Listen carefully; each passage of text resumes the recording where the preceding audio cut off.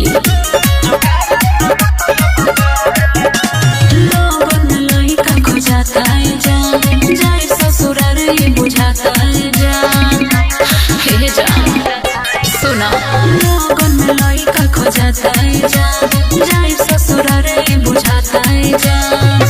तोहरा खाली जाने लगा जो मारे से मतलब बा कर जाहो नहीं हो रही हो देते रही हो पानी झारे से मतलब बा। भोले हो जा तू भतर के हमारा जुगाड़ से मतलब बा। भोले हो जा तू भतर के हमारा जुगाड़ से मतलब बा। ओ दादा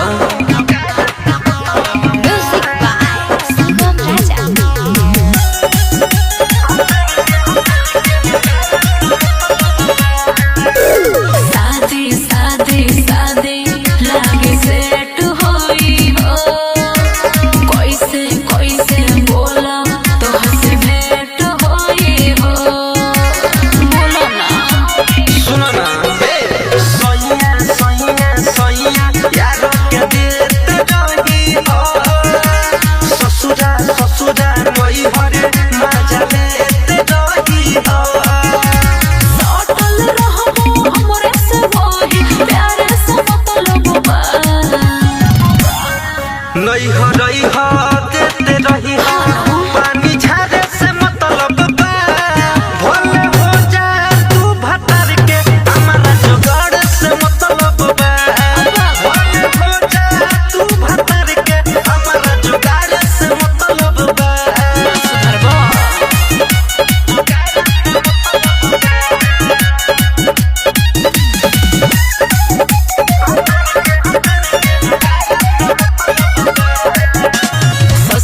ससुरा जाके बिना चक्कर में पड़े, राइटर की साथी नहीं तोहरा पे मरे।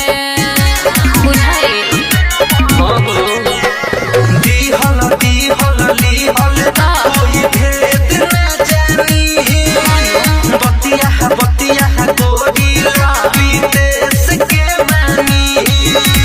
तू तो बनाई घोड़ी ढोड़ी मारे से मतलब बा। कर जाहो नहीं हो रही हो देते रही हो पानी झारे से मतलब बा। भोले हो जा तू भतर के हमारा जुगाड़ से मतलब बा। भोले हो जा तू भतर के हमारा जुगाड़ से मतलब बा। हम ना देव दादा